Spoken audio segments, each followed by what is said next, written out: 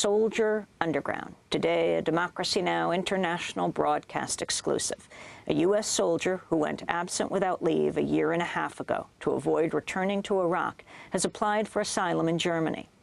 Specialist Andre Shepard served in Iraq between September 2004 and February 2005 as an Apache helicopter mechanic.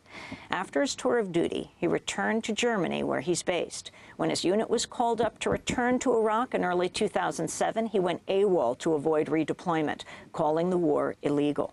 He lived underground in Germany for a year and a half before applying for asylum 2 weeks ago. Andre Shepard may become the first American soldier to test German laws that could grant asylum to war resistors. Andre Shepard joins us now on the phone from southern Germany in his first national broadcast interview. Andre Shepard, we welcome you to Democracy Now! Can you tell us why you're applying for asylum in Germany? Hi, Amy. It's great to be here.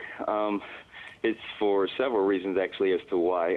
First of all, since I went AWOL and, in early 2007, there was no other, recourse, in order to return back to the United States or travel to another country. So, I was here in Germany and everything, so this would be the most logical place to be. The second reason is because of the stand of, the German government and the German people against the war. There's overwhelming support for the anti-war movement that has been going on since the beginning of the Iraq War. So it would also be, a logical reason for that.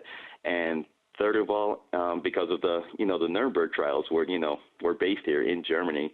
And, 1948, about 60 years ago, where they say that everybody, including soldiers, would, must take responsibility for all of their actions.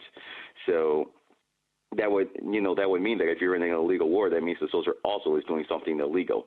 So I think that it would be best for me to, apply for asylum in Germany as well, because of the actual stance and the historical precedents that have been set, in this land. Andre, talk about why you joined the military, where you were born, where you grew up. Okay. I was born and raised in Cleveland, Ohio. I lived in that area my entire life. I graduated from Lakewood High School in 1995, and then I attended Kent State University, about 25 miles south of Cleveland, until about spring of 2000. After I left college, I ended up working several jobs to try to make ends meet, because I couldn't get, a job in the field of study that I was in, which was computer science, because at that time the dot-com bubble had burst. So I was working a lot of low-paying jobs, like being a courier, vacuum cleaner salesman, even working for, work today, pay today kind of jobs. And it was not really an easy existence. I ended up being homeless twice and things like that. And what happened was that in the summer of 2003, right after the invasion and everything, I was walking past the recruiter's office, and he spoke to me about, wanting to help people and everything. So I went in, we had, a cup of coffee and everything, and he was explaining to me about, what the military's role in the world, as of this time was, speaking about basically all the dictators in the world, like Saddam Hussein, Kim Jong-il, the usual suspects from the axis of evil. And he was mentioning about September 11th and, about the war on terror and everything, and talking about how America, stands for freedom and democracy, and how we should, that they needed people like me to, be part of the front line in this, war against, tyranny and, oppression and everything. So that sounded pretty good to me. I was a little taken aback by it, because it's not every day someone, asks you to help save the world or anything like that. So, but at the same time, I wasn't sure if I wanted to, join the military right away, because of, being in a military structure and giving your life over, for a number of years and everything, because I'm a very independent-minded person. But then he started talking about the benefits, about, the steady pay, the free housing, the free medical care, the paid tuition for school, everything like that. And for me, being, down on my luck and everything, and, being homeless twice and everything, that actually sounded like a really good idea, because I, wanted to, put my life on the right path where I could, actually get my life straight, finish my degree and, going about my life, reaching the goals in my life.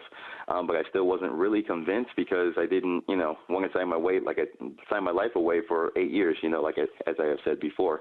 But that's when they told me about you didn't have to sign up for 8 years because they had a new program at that time about, signing up for the Army for a few months. In my case, it was 15 months, where you could try out the Army and then you could leave. At that time, I didn't know about, the stop loss or about the individual ready reserve, where even after you leave the military service for up to 8 years, you are subject to be called back from the military for, additional deployments or whatever they need you for. So, and then he also mentioned about the $5,000 bonus. And, that really caught my eye because I thought, having, at least a little nest egg, to begin with, I can actually, build my life up, from there. So after a few months of thinking about it and everything, I decided to join the military in January of 2004. So you joined, and you trained to be a Apache helicopter mechanic? That's correct. And where then did you originally go in Iraq? How did you end up joining your unit? What happened was after I graduated from the advanced individual training in Fort Eustis, I was sent to Karabakh, Germany, to join the 601st Aviation Support Battalion. At the time when I joined basic training in February, that was when the unit had deployed to Iraq. So they were already 6 months in theater. So when I arrived there, I was sent on to join the unit in Camp Spiker, which is outside of Tikrit in Iraq. So talk about your days in Iraq. What exactly you did? Did you meet Iraqis? Did you kill Iraqis? Okay, I have to explain this because my experiences weren't like it was with the infantry, where the infantry was out every single day going on patrols, kicking down doors and everything like that. Because as an Apache mechanic, our primary job was to make sure that the helicopters stayed in the air all the time. We were always mission ready. So we worked 12-hour days, 6 days a week, every single week, because we had to keep the Apaches in the air. We had to do, phases where we would do like complete maintenance on the helicopters and everything like that.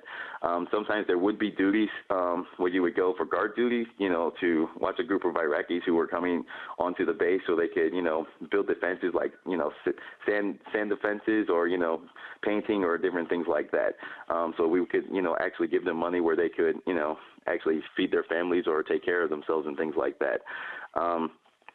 So the extent of, my interactions with the Iraqis were very minimal. It's either by, passing by them, while they're working or, when they're waiting for the trucks and everything, saying hello and things like that. But, not, out on the streets or anything like that. It was a completely different experience than what it would have been had I been working for the infantry or any of the, the tank commanders or the cavalry or anything like that. You talk about fixing the Apache helicopters. What about the air war in Iraq?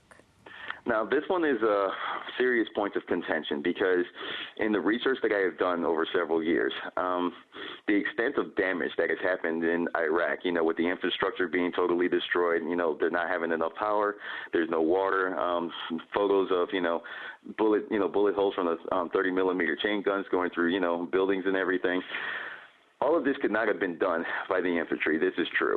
To get concrete evidence on the air war, it's very, very, very difficult. There are several articles that I have read where journalists are even journalists are frustrated as to trying to get, accurate numbers, how much munitions that were done, how many sorties were flown, what kind of, ammunition was used. So it's, and they keep getting stonewalled by the military. I asked, the pilots of, about their missions and everything, and I was told that, their missions are for operational security. They're not allowed to talk about them. So what I would have to rely on was basically what was, being reported, with what little information the journalists can dig up. But I'm sure it was quite extensive because many units are flying like, several thousand missions a year, doing patrols in Iraq, using support for the infantry, just doing, patrols throughout the cities and everything. And with, the constant refueling and rearming, they're using the ammunition, for something. They're just not, just using them only for test fire. So we know that they're being done. like I was saying in the beginning, the extent of the damage, you know, with what is going on and the masses of civilians that have been killed as a result of, you know, of the air war, you know, it's just too big for, you know, to just pin onto the infantry. I know that, you know, especially the Apache has played a significant part in the Iraq war, especially in the last 5 years. And Andre Shepard, how did you do this research? You say you got more and more information as you were researching while you were in Iraq, and what led you to believe you couldn't be a part of this any longer. How did you do research in Iraq? Okay. Now, in Iraq, there was actually a limited opportunity to do so. It was more so once I redeployed back to Germany. What we had, you know, for our breaks and everything, they had a little place where you could go and, you know, use the internet, you know, mainly to, you know, chat with families or, you know, check email and things like that. So that's where I would spend, you know, 1 hour a day.